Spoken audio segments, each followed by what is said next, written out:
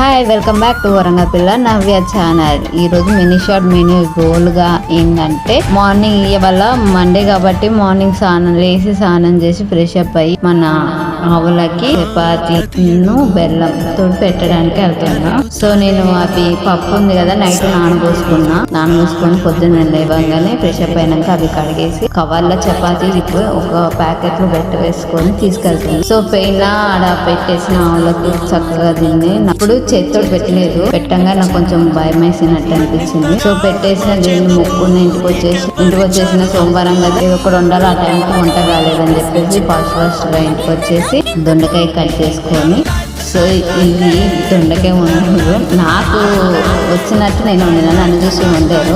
ఉన్న కూర ఖరాబ్ అయిపోద్ది, వేస్ట్ అయిపోద్ది అన్నమాట. సో ఇదన్నమాట నా వీడియో వచ్చేసి మీకు నచ్చే వీడియో అన్నట్టుగానే నేను అనుకోని మా ఇంట్లో రొటీన్ వీడియో చేశాను అన్నమాట. సో దొండకాయ కర్రీ వండుతున్నా నేను. ఫస్ట్ టైం షార్ట్ లో పెడుతున్నా, మన యూట్యూబ్ ఛానల్ లో పెడుతున్నా. సో చూసేమనుకోకండి. ఎల్లుగడ్డను పచ్చిమిర్చి వేసుకొని వేపుతున్నా, పసుపు వేసుకున్నా, అల్లం పేస్ట్ వేసుకున్నా.